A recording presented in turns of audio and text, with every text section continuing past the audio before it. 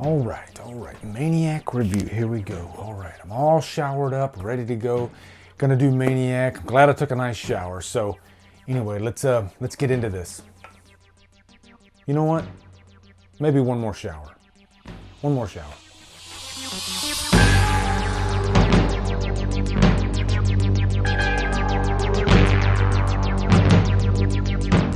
Maniac stars Joe Spinell, Carolyn Monroe, and is directed by William Lustig. What is up, guys? It's time to finally review a movie that I've been wanting to review. I've gotten a lot of requests for this movie for so long. First time I've ever seen it. That is the original Maniac. First off, big thank you to Dave Vanderhoff for sending this to me. And I'm so glad that I finally watched this. And it's one of those movies that I knew was going to be good, but it's just I had so much of a review slate to get to that I didn't get a chance to it. That's the problem, you know, with being a reviewer of movies. A lot of times I want to watch movies just like you guys want to watch movies, but I can't get to them because I have to go in a certain order. Because if I watch a movie and then watch another movie and review something, I forget. I have the worst memory ever. So I just watched this for a second time last night because I like to do that too. I like to put fresh eyes on a movie, especially a brand new movie like this, at least twice, to really just get it all in there the first watch, and then the second watch I can kind of dissect things that I really want to talk about. But anyway, jumping right into it, let me give you guys a quick plot synopsis. First off, the main character of this movie, Frank Zito, played by the great Joe Spinell. You might remember Joe Spinell from Rocky. That's what I always remember him from. He's in, I think, at least the first two Rocky movies, maybe the third one. But anyway, he plays this character, Frank Zito, and right away you can tell that this is a character that is really disturbed. He's pretty much a serial killer. You know, as far as like slasher movies go, I think Maniac might be the closest representation of an actual serial killer. Like, this is a guy that could live out there right now. It probably does live out there right now. That's completely jacked up in the head, and he's doing horrible things. And I really appreciate what William Lustig and Joe Spinell brought to the table with this, because the crimes that this guy commits are extremely bloody. And there's no sympathy whatsoever after you see what he does with the crimes. But on the flip side of that, they do try to show why Frank Zito is the way that he is. And I'd say it even goes all the way down to the score.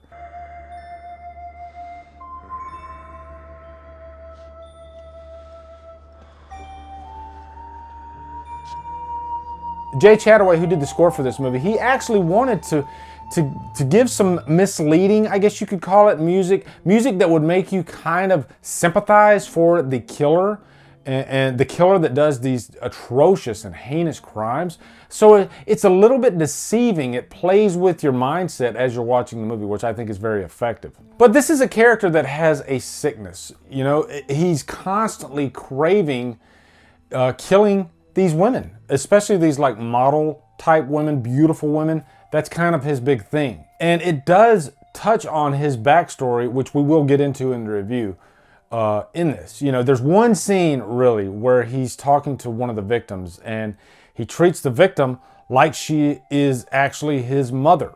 Now, going into the backstory of this movie, Maniac, this came out in 1980, and it really has that Grindhouse 70s look to it, which I actually enjoy. I always like Grindhouse movies that are good. Sure, there are a lot of bad ones out there that are exploitative. I think the Grindhouse look fits this one because it fits with the character of the movie. The character of this movie is very gritty, very dirty. You can take that opening scene with the prostitute when he's making out with her in the bed and everything. And he even tells her to like keep her clothes on. You know, he's a very controlling type of killer. And at first, he doesn't come across as that menacing, that foreboding. You know, he comes across as kind of a friendly type of person. But then you see that scene where he's choking her and the camera is like right there on his face. And that one image right there is a great representation of what this movie is. It's literally the ugly side of this character, the ugly side of life. And I think nobody could be cast better to play that than Joe Spinell. And I'm not saying Joe Spinell's an ugly guy. I'm not saying that at all. I'm saying he played the character of Frank Zito beautifully on both sides. There are times when he's very charismatic, and then there's times when he turns the killer on where he's really disgusting. And for a second, if I could jump over to the remake, I saw the remake of this movie before I saw this one, and I loved it. And I'm glad I saw that movie before this one because it's a very different movie, I think, than this one is. I mean, even Elijah Wood looks nothing like Joe Spinell whatsoever. He's a very girlish looking type of guy, whereas Joe Spinell looks like a man's man. All the way down to the way the movies are filmed, that movie was filmed very differently, and it pretty much was 100% the killer's point of view. I will definitely be doing a review for the remake. I've always planned on doing a review for the remake, but I'm glad I did this one first. Now, there's also this character, Anna, that comes into the frame about midway through. She's this photographer, and she befriends Frank. And at first, you don't know what type of relationship these two are going to have because Frank, he literally picks up these women just to kill them. But not in this case. It seemed like there was kind of an understanding, a friendship between these two characters, even though Anna didn't know that Frank was a killer. But there was something about her that he respected. There was something that maybe reminded him a little bit of his mother, even though he completely didn't respect his mother at all. Or maybe she represents the mother that he never had. You know, you could really theorize a lot of the elements in this movie, and I like that about it. And speaking of mother, there's also a lot of comparisons to Psycho with this movie. You know, Norman Bates had a strange relationship with his mother. Same thing goes for Frank. Now, Frank's mother was pretty much a prostitute. There's that one scene, like I was talking about earlier, where he's talking to one of his victims as she's tied to the bed. Because they gave you some dollars, but they didn't love you. I loved you. He's talking to her like she's his mother. He's completely messed up in the head. He's delusional. His mother was just this horrible prostitute who would lock him in the closet when she would bring guys in the room. That could really mess a person up, and it does. So this movie could be looked at as controversial because, like I said earlier, it's almost sympathizing with the killer. But it's so graphic with the violence that you can tell that William Lustig and Joe Spinell knew exactly what they were doing. They were messing with your mind, really. And more importantly, messing with your emotions. Now, we have to talk about the freaking kills in this movie. That first scene on the beach is kind of like an homage to Jaws, where, you know, you even see, like, from the killer's point of view, kind of like with the shark's point of view. And, you know, he sees this young couple, and they're just chilling on the beach.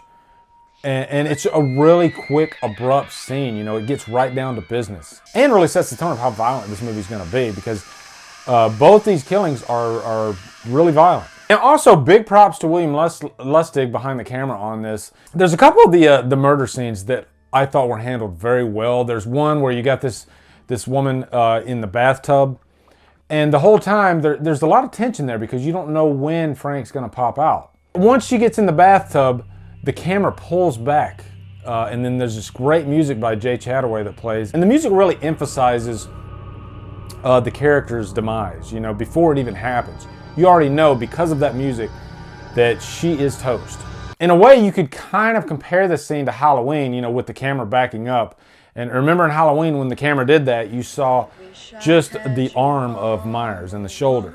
It's kind of the same thing here. Speaking of Halloween, Caroline Munro, who played Anna, when she first got the part, you know, she was talking to William Lustig about her character's motivations. And he said, I want you to go to the movies with me. They went and saw John Carpenter's Halloween. And as they were watching the movie, he told her, this is the type of movie we're making. I want you to get this movie inside your brain. This is your mindset. You know, I want the movie to be low budget and gritty like this movie is. And really, if you compare this movie to Halloween, this movie's a lot more gritty than Halloween. I mean, this movie was filmed in 16mm as well. Now, speaking of tension, another really great scene is the model. Like, there's this big chase scene, and it starts at the subway. And then there's a point in the movie where the character, she thinks she's gotten away. You know, she even shows it on her face, this like look of relief. And then we know that that's not the case whatsoever. And like right at the last second, Frank just comes behind her.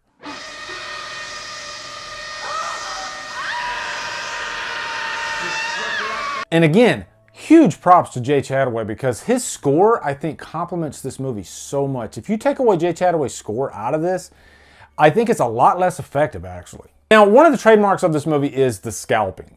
a couple of the victims Frank actually scalps. And he doesn't actually do that to all the victims, which when I first watched this, I thought that's what he did to every one of them. But no, only a couple of them. And both the scenes are filmed differently, and I like that it's not redundant. You know, it shows two different angles of somebody getting scalped. You know, the first being the prostitute at the very beginning of the movie, and that one pretty much just shows you point blank the knife going across the forehead, and then he literally pulls her scalp off. The other one shows it more from Frank's point of view. You see Frank looking at the victim as he's scalping her, and then you see the blood come over the lens of the camera. And then I have to talk about the great Tom Savini, who did all the effects in this movie, who's actually in the movie, the beginning. Lucky guy gets to make out with this beautiful woman in the car. This scene, I think, is the most shocking. Like, I did not expect it whatsoever. And have you ever had like a horror scene that's so shocking that you bust out laughing? That's what this scene was, because they're making out, and then you see Frank like spying on them, and then Frank just runs and jumps on the hood of the car, points a freaking 12-gauge shotgun, and blows his head off. And that scene is just Tom Savini goodness. And it's interesting behind the scenes too, because they did not have the permits to do that scene, so they had to shoot it and then get the hell out of there because the cops were going to be coming, because they were using a firearm. Now, this movie, after it came out, was a very controversial movie, especially amongst women's groups. It's very violent, and most of the violence is toward women. To us, that's no big deal, because most slasher movies, all the victims are women. But the killings in this movie they take it a lot further. I mean, when you're scalping a woman, some people might find that pretty offensive. They sure did back in 1980. But this movie has really stood the test of time. It seems like, especially with the internet age and the love of Grindhouse cinema, it's lived on. It has its own unique trademark, and it has one of the craziest endings I've ever seen. With Frank's own whacked out mind pretty much getting the best of him, and he literally sees like all these mannequins that he has, you know, around the house, and they completely just rip his body apart. And I think this is one example of a dream sequence that really, really works and is really effective, because it actually shows what's inside the killer's mind. You know, it wasn't a dream sequence where Frank was actually asleep. He's just delusional in the head. Most dream sequences, the person that's having the dream, they're asleep. So very effective ending. And you know, it's hard to come up with really memorable endings in horror movies. And I think the ending of Maniac might be one of the most effective, shocking, and insane endings I've ever seen. Now, I'm going to give this movie a super high purchase worthy, and the reason I'm not giving it a Trapped on an Island is because I don't think it's the type of movie that I could watch like every month or something like that, or even like 3 times a year.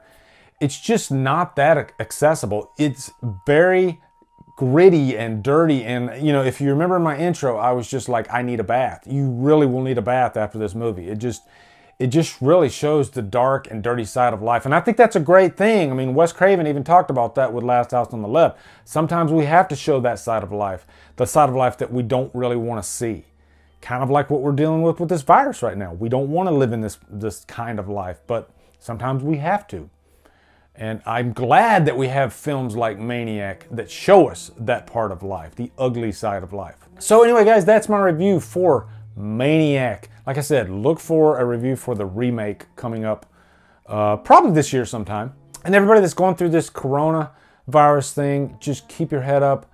You know, everybody's on lockdown right now. We go on lockdown tomorrow night as of this recording in Florida. And it's crazy out there. And you know what? I'm going to try my damnedest to put out as much content as I can to keep you guys entertained. And I'm going to try to do more live streams just because I want our community to be together and be strong throughout all this. So anyway, guys, post your thoughts on Maniac in the comments. Looking forward to hearing them. Also, be sure to come over to Killer Flicks, where we talk horror all day and every day. And on Fridays, we do Free For All Fridays. Follow me at Drumdums on Facebook, Twitter, Instagram, and Letterboxd. Anyway, guys, thank you so much for watching. Have a great day, and Drumdum out.